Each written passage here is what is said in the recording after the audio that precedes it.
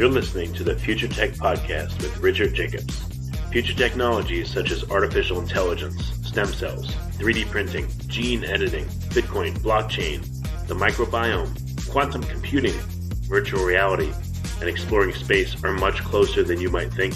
In fact, many early versions of these technologies are in play right now, and the companies that are using these technologies are the focus of this podcast. My goal for you, the listener, is to learn from these podcasts. You may very well learn something that may change the course of your life for the better, steer you towards a new career, or give you insight into addressing a thorny medical problem. Remember, this podcast and its content is informational in nature only. No medical, tax, legal, financial, or psychological advice is being given. If you've enjoyed the podcast, please listen, subscribe, like, and tell your friends about it. Thank you.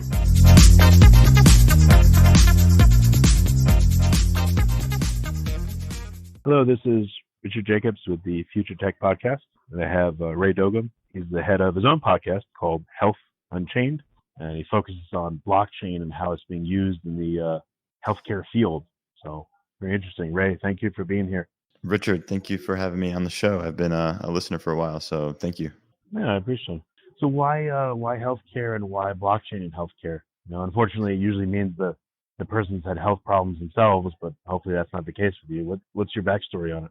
I mean, I would say like everyone has their own personal experiences in the healthcare industry, just navigating through a hospital visit or dealing with someone who, has been diagnosed with a serious illness and just going through that process of collecting information, helping them navigate different providers and organizing insurance information and just getting all that paperwork done. I don't think anyone loves that process. But the way I feel, or the way that I'm seeing the industry as it grows, is that there's opportunity for better interoperability, better communication amongst different companies and different industry, like silos of I guess, data banks that we have now. And that can't, in my view, I don't think it could be done unless we use some sort of distributed system to not only align the interests in the data, but also the financial interests and the financial incentives in the healthcare field. It's weird. I mean, my health records are probably in 20 different places. I'm in my 40s. Anyone in their 40s, 50s, 60s, I mean, they're never going to get most of their healthcare data. It's all over the place. Right. I mean, it's hard to get. It makes you wonder, first, why isn't this stuff all in one common database where it's accessible by the person whose health data it is? Well, there is a good answer for that. I think until, recent technology like blockchain, we couldn't really, we needed to protect that data separately because of HIPAA compliance laws. So every organization or provider, health organization, they wanted to keep their patients' information held securely. And if one patient's information was, loaded onto a single database that everyone used, a breach into that database could mean, a huge loss of patient information, and that can be leaked into the internet. So having them in silos kind of prevents one person from accessing all of a person's health information at the same time. So they'll have to go to all the multiple silos. But again, that makes it really hard for the patient, and it makes it really hard for the provider as well, because the provider is probably working with limited information about the patient that can cause, misdiagnoses or just misinformation to the patient as well. So, I started, looking at blockchain as a solution, and the way I saw it was I knew this technology is going to take many, many years for actual adoption to occur. So I realized, being in healthcare myself, I work for a company called American Well. It's a telehealth company. I'm a project manager there, where I actually help health systems implement telehealth solutions. And, just speaking to the folks there, speaking at to people at many different conferences and just kind of like networking, I realized healthcare has a huge problem with trust. And the promise of blockchain and distributed ledger technology is to create a trusted relationship with people without having to necessarily trust, who they are exactly. So you can trust that the data that you own will be continuously owned by you and only accessible by you. And in a way, if someone wants to access it, you can give them permission to do that, but you would be able to see whether or not they did access it or not. And this is just like a theoretical, like a single workflow that I'm talking about. There are many different implementations of blockchain. Currently, there are, Sure. I've interviewed over 40 companies already in the space on my podcast. Started about a year ago, and yeah. But what's the nice thing? Like compared to Bitcoin, right? Mm-hmm. Someone would have an incentive to break into your Bitcoin wallet and steal your stuff because it's fungible. It's worth a lot of money. There's very little incentive for 99% of the people in the world for someone to steal your health data. It's not really worth much, So blockchain has great security, but even so, I would think there's very little danger of someone wanting to steal your health records. If you're a politician, okay, or a movie star or a really high net worth person, but then you can always charge that person more for added layers of security if they need. But for the average person, who cares if they steal part of my data and they know I had, a sinus infection 3 times in the past 4 years? I mean, how's that going to help them? So I would think this is a no-brainer solution. The blockchain would be great at it. Yeah. So what we're talking about now is medical records on the blockchain kind of application. And that's just one of the applications. And I agree with you. For most people, it doesn't matter too much. But you never know. A person, could become famous in the future, and then their previous health records could be used against them, for example. And another thing is the data itself has some value too. If you think about what pharmaceutical companies do, is they purchase de-identified health data in order to try to identify better drugs to use for specific types of illnesses. That's an example there. Right, but the nature of blockchain is that data is in little mini vaults. Mm-hmm. If I have my health data and it's at a whole bunch of different addresses, I mean, good luck cracking one, much less 5, 10, 20 of them. So I mean, you could set it up in a way where it would be so unworth it for someone to crack X numbers of addresses to get your health data as to be, I think, a great solution. And then me as the owner of my own data, I could monetize it pretty easily and kind of flip the script on it, where the data now is valuable to me and I can make money from it. Right. I can choose to share it and monetize it. So exactly. In terms of blockchain, this seems like a great solution. Right. And it'll continue to be more valuable as the technology improves. For example, genetic information, your genetic data is valuable to you. It can be, used in many applications. Companies seek that data. It's valuable to them as well. But right now, we don't really have ownership of it. There are companies trying to create that sort of business model where the person owns their own data and they can monetize it themselves. One company I actually interviewed was Nebula Genomics. They're actually based here in Boston, or at least they were founded here for sure, in Harvard. And I would say that what they're doing is pretty interesting, and they're allowing people to do a whole genome sequencing on their, they spit into a little vial, they get that sequence, and then they can look for certain types of studies that are being done that are in line with their DNA, and then they could basically collect some funding for participating in that study. So they might have to answer a few questions, or they might have to provide additional samples of whatever, but it allows the person to kind of participate in science, really, and be compensated for that time and effort as well. So why is blockchain not being adopted here? What do you see as the stumbling blocks? Is it political? Is it technology? Is it economic? I mean, what are the issues? Yeah, there's multiple issues. One thing is, in healthcare, most technology takes a long time to become adopted. As I said, I work for a telehealth technology provider, American Well, and telehealth might seem like a great idea to us right now. Having a conversation with your doctor over a video chat versus having to go many miles, perhaps, just to do a consultation. That makes sense to us, right? But there are still barriers for that to happen. Different states have different laws. But again, I think the state of telehealth now is pretty good. But again, telehealth has been part of the ecosystem for over 10 years. It's just now becoming more embraced. So that's just an example of technology taking time in healthcare. And I think for blockchain, it's even more complicated because you're introducing potentially tokens or things of value like coins, crypto Well, you don't coins. have to. You don't have You to. don't have to necessarily, right? You don't have to, but a lot of times there you can use tokens to actually incentivize different behaviors that you're looking for. So I would say that the companies that are leveraging blockchain without tokens or coins might have better success, at least initially, for sure. But I think that the incentives that come with tokenization of things and behavior is important in the whole blockchain space overall.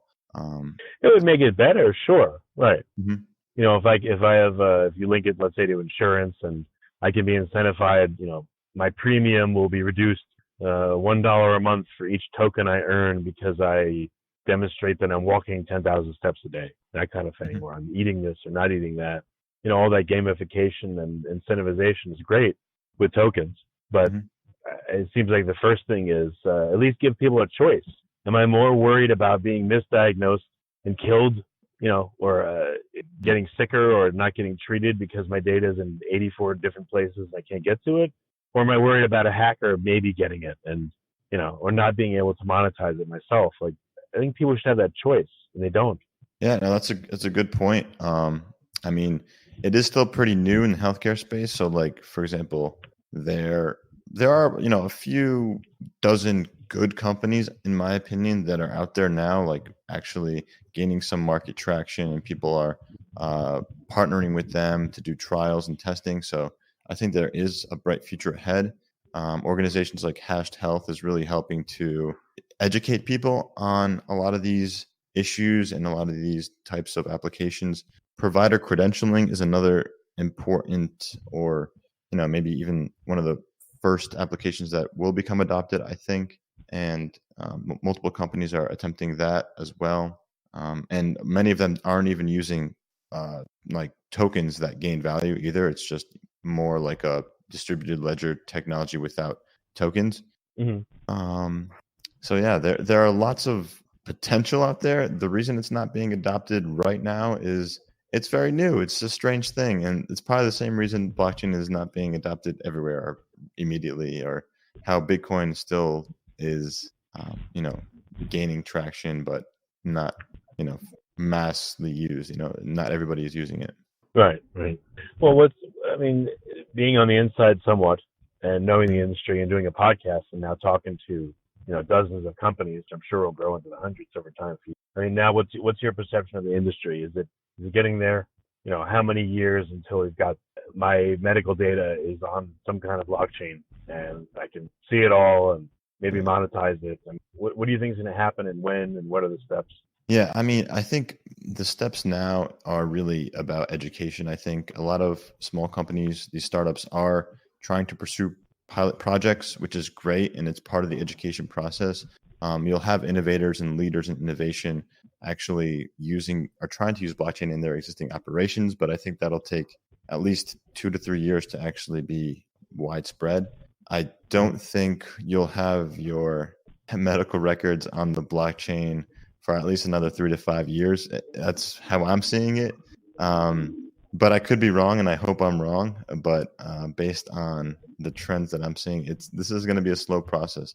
It's going to change the way we look at security, privacy, and yeah, it's going to put the onus and responsibility back on the patient's end versus having to rely on the providers for maintaining that secure and private records. All right. Yeah. And then, if you want, we can talk a little bit about your podcast. We talked about the subject of it, but I don't know. Occasionally people ask me, why do you do a podcast and what do you get out of it? So, if you want to talk about yours a little bit, I'll ask you some of those same questions, like what prompted you to start it? First Absolutely. of all. Yeah. So the reason I started the podcast, and the reason I thought it would be a good idea was I was personally very interested in, improving healthcare as an industry overall. And, I did an MBA where my focus was on the healthcare industry, and I kept running into the same problem. People were spending a lot of time and effort trying to validate information or data. And it was just, people running in circles. And I realized blockchain seems to be a great solution, but no one was really talking about blockchain in healthcare that much. There were a few companies at the time, and, Hashed Health was one of the companies that were around when I thought about the idea, and they were part of my inspiration. And I realized, okay, well, I want to learn as much as I can about this. And that means I have to talk to a lot of people. And maybe instead of just talking to those people and, benefiting myself, I can actually benefit the entire community. The whole idea behind blockchain, or the ethos behind it, is really about community and how you can have multiple parties trusting in the same network, really. And I thought, okay, well, I think that this is going to be a big thing, and in the future. So let me start these interviews with CEOs of healthcare and blockchain companies and see what happens and see what kind of traction I get and who's interested in it. And since I started, I've been at a few conferences. I'll be, speaking at a conference actually in October as well, October 15th. That's the ConV2X conference in Boston. And, Okay.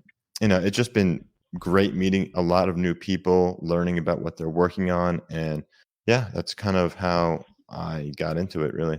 Yeah, I can tell you. I mean, you probably know this, but after a while, if you talk to enough people, and I'm not saying it's derogatory, but I feel like I've got like a bird's eye view of the industry. I can see all the players, where they're going, what they're doing, and it Yeah. just allows you to, choose the spot in the industry that you want to be in, and just have a better sense of all the possibilities. And that's what I found by doing it.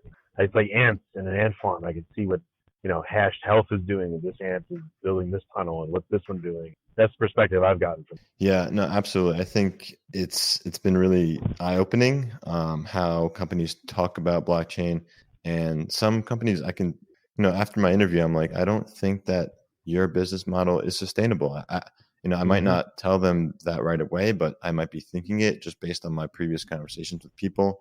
And again, like I really do hope that everyone I talk to is successful in what they're doing.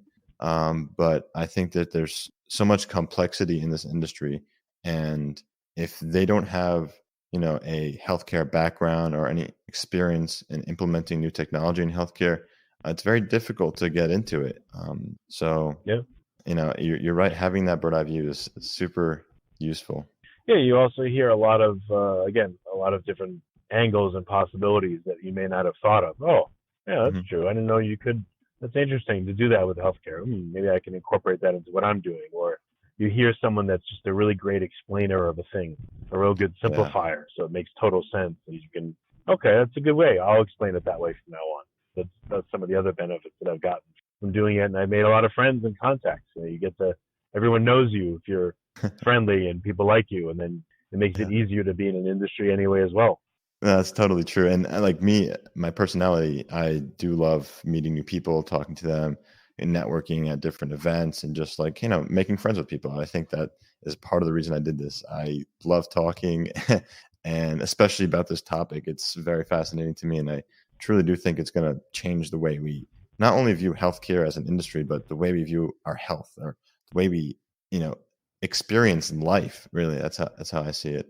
And one thing to also note, I did have a previous podcast before I started Health Unchained, which I started with a few classmates of mine at Boston University during my MBA, and that one is called Positive Feedback Loop.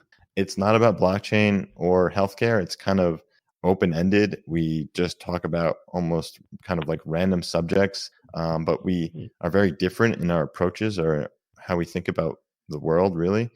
So it creates kind of like conflicts and clashes in our conversation. So I think it is a stimulating podcast as well. So I encourage your listeners to check that out if they're interested. And it's not Yeah. technical at all, so it's pretty fun. It's called Positive Feedback Loop. Okay.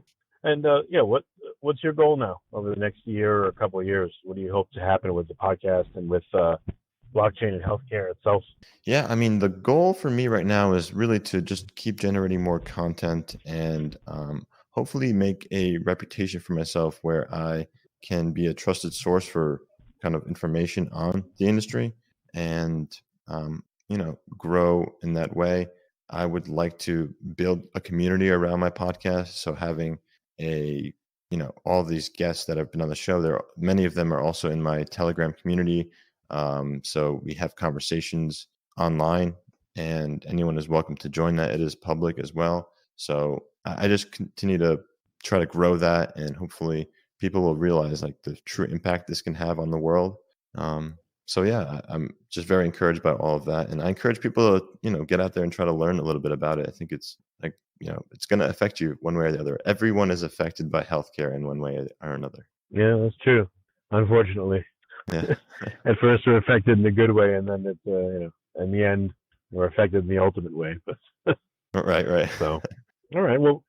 So what are some resources for listeners so they can listen to your old podcast, your new podcast? I mean, what are a few resources for people to follow up with you? Yeah, I mean, I'm on LinkedIn for sure. You just search Ray Dogum on LinkedIn, and I have a website, healthunchained.org. You can check out, and yeah, just feel free to reach out to me through LinkedIn is probably the best way. Okay. Well, Ray, thanks for coming. I really appreciate it. Thank you so much. Appreciate it, Richard.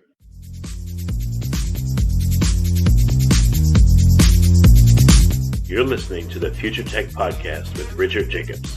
Future technologies such as artificial intelligence, stem cells, 3D printing, gene editing, Bitcoin, blockchain, the microbiome, quantum computing, virtual reality, and exploring space are much closer than you might think.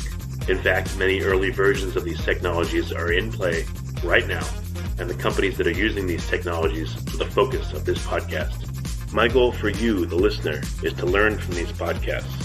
You may very well learn something that may change the course of your life for the better, steer you towards a new career, or give you insight into addressing a thorny medical problem. Remember, this podcast and its content is informational in nature only.